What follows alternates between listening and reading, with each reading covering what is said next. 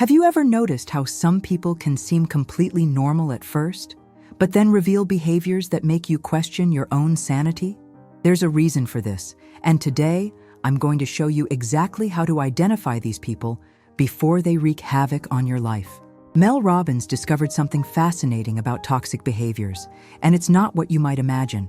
It's not about what these people say or do initially, but rather how they react when you set clear boundaries.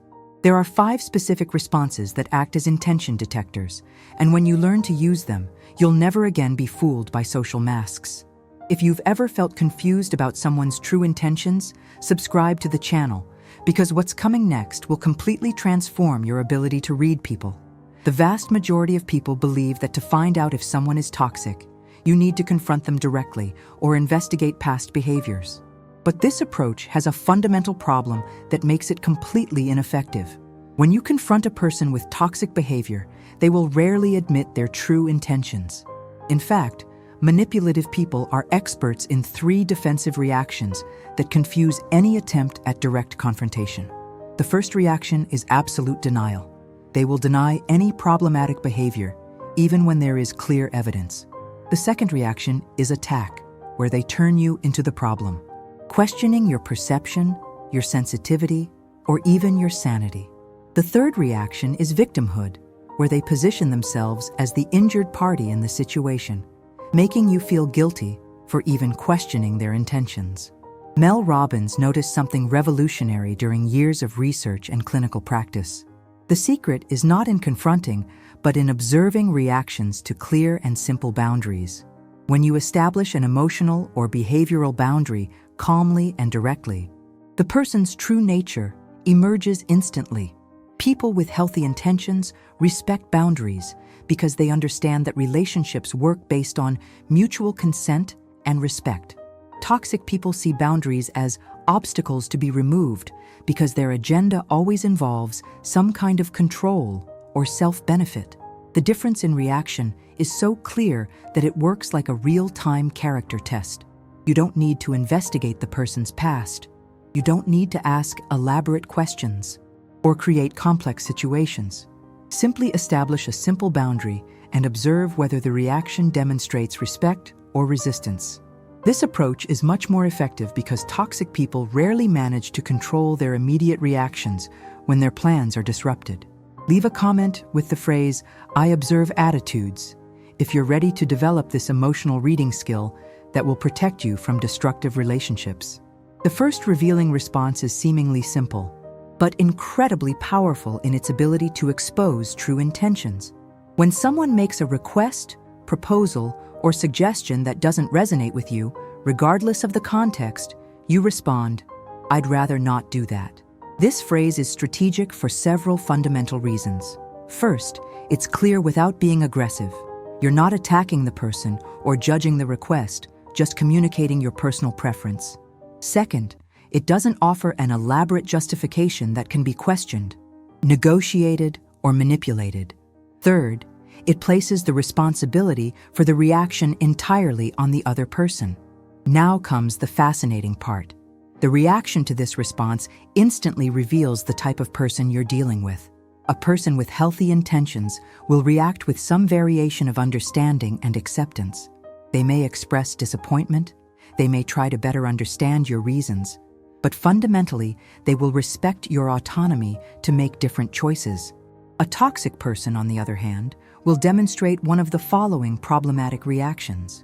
They might try to pressure you with arguments about why you should change your mind, as if your personal preference were negotiable. They might use emotional guilt, suggesting you're being selfish, difficult, or uncooperative. They might minimize your response, treating your preference as irrelevant or temporary. They might even make sarcastic jokes or ironic comments about your decision. Mel Robbins observes that controlling people have a compulsive need to break down resistance, even when that resistance is completely legitimate and polite. They can't accept that another person has the autonomy to make choices different from what they would prefer. For them, "I prefer not to do that" is not information to be respected, but an obstacle to be removed. Emotionally healthy people understand that relationships work when both parties have the freedom to express preferences without pressure. They see your response as valuable information about your boundaries and values, not as a personal challenge that needs to be overcome. The second revealing response takes this strategy a step further by focusing specifically on your inner feelings. When something in the interaction doesn't feel right, even if you can't exactly identify the problem, you respond, "I don't feel comfortable with this." This phrase is particularly effective because it removes any element of direct accusation. You're not saying the person is problematic or that their intentions are bad. You're simply communicating your internal emotional state, which is legitimate and important information in any human interaction. The beauty of this response lies in its emotional honesty. Often, especially in manipulative situations, you sense something is wrong before you can logically articulate what it is. Your emotional instinct detects incongruities, subtle pressures, or hidden agendas that your rational mind hasn't yet fully processed. Communicating this discomfort is both a right and a protective tool. The reaction to this response is extremely revealing. A person with genuinely good intentions will show concern for your discomfort. They might ask what specifically is causing the problem, suggest modifications to the situation, or simply accept that you need space to process your feelings. Their focus will be on your comfort and well-being.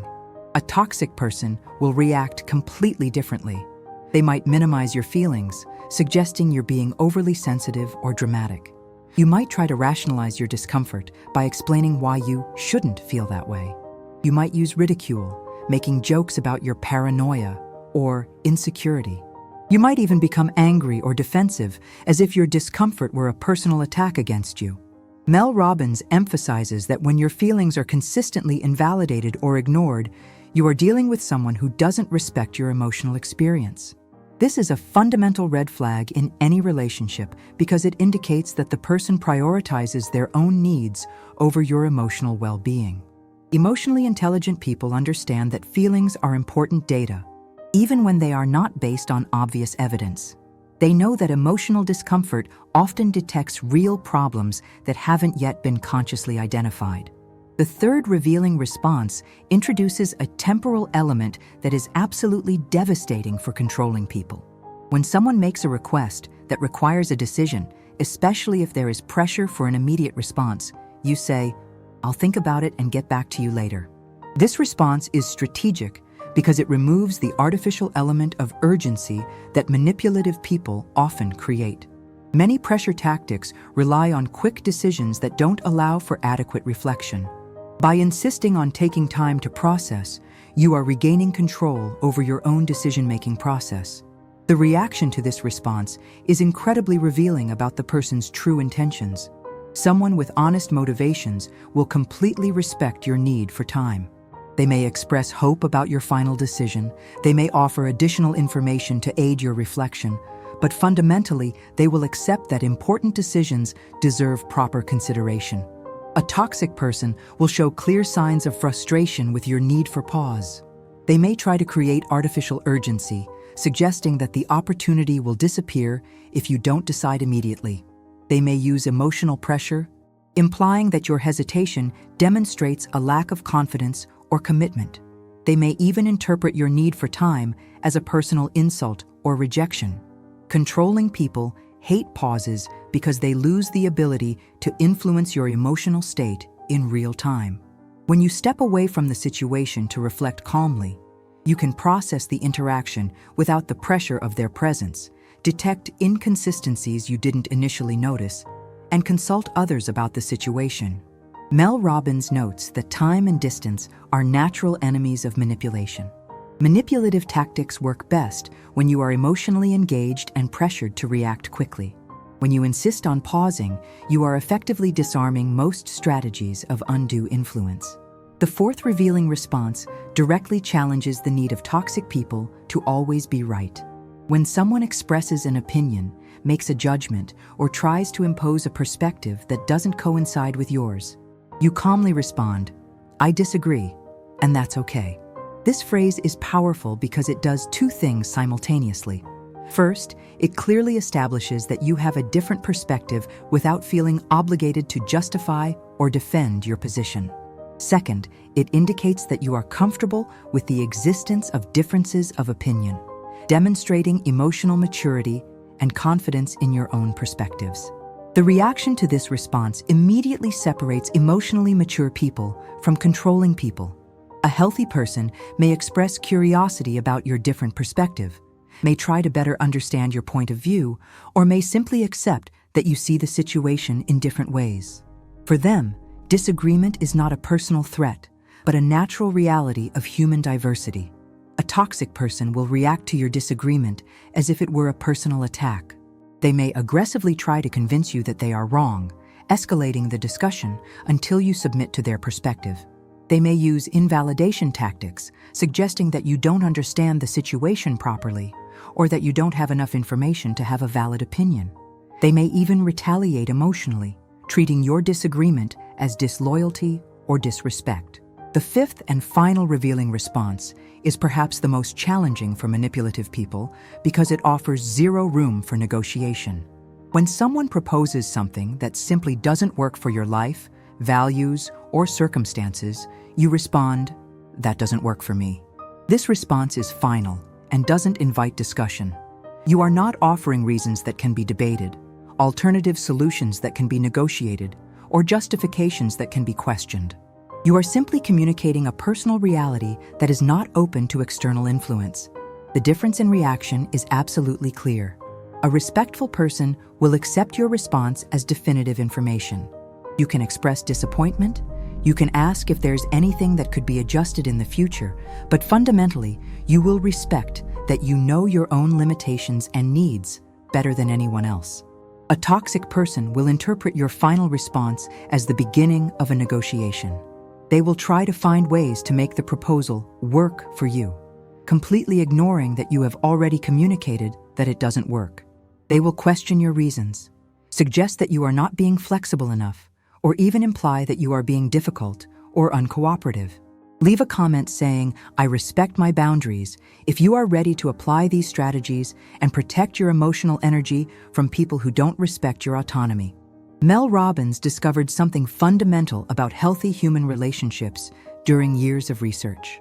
You don't need to become an emotional investigator, analyzing past behaviors or trying to decipher complex motivations. The truth about people's intentions emerges naturally when you establish clear boundaries and observe reactions. These 5 responses act as automatic emotional filters. They separate people who respect your autonomy from people who see you as someone to be controlled or manipulated. They identify who is genuinely interested in your well-being versus who is focused on their own benefit. They reveal who has the emotional maturity to deal with differences versus who needs you to be an extension of their own preferences. Applying these strategies isn't about becoming distrustful or defensive.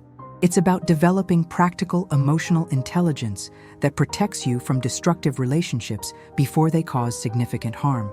It's about recognizing that you have legitimate emotional rights that healthy people will naturally respect. When you learn to observe reactions instead of just listening to words, you'll never again be fooled by performative behaviors or empty promises. People can control what they say, especially at the beginning of relationships, but they rarely manage to control how they react when their plans are disrupted by clear boundaries. Mel Robbins emphasizes that this ability to read emotions is not a natural talent, but a skill that can be developed through conscious practice. Every time you use these responses and observe the reactions, you are collecting valuable data about the person's character. Over time, you develop a keen instinct for identifying toxic people long before they can cause confusion or emotional harm. The most important transformation happens in your own confidence. When you know you have effective tools to identify and deal with problematic behaviors, you stop doubting your own perceptions. You stop questioning yourself when something doesn't seem right. Stop accepting treatment that doesn't respect your dignity and autonomy. This isn't about becoming a difficult or inflexible person. It's about recognizing that healthy relationships are built on mutual respect. And respect includes accepting that each person has rights over their own choices, feelings, and boundaries. When someone fails to accept these basic realities, they're showing you exactly who they are. And you can believe that information. Clarity protects more than any confrontation because it removes ambiguity. Toxic people rely on confusion, doubt, and guilt to maintain control. When you are clear about your boundaries and consistent in observing reactions, you are effectively disarming the main tools they use to manipulate situations. This isn't an approach of distrust or paranoia. It's emotional intelligence applied practically and strategically. It's recognizing that you deserve relationships where your emotional needs are respected, where your boundaries are honored, and where you can be authentic without fear of retaliation or manipulation. When you master these skills, your relationships naturally transform. You attract people who appreciate honesty and respect autonomy, because these are the qualities you consistently demonstrate. You stop tolerating behaviors that drain your energy because you have clear tools to identify and deal with them from the start. The journey to healthier relationships begins with recognizing that you have legitimate emotional rights and the tools necessary to protect them.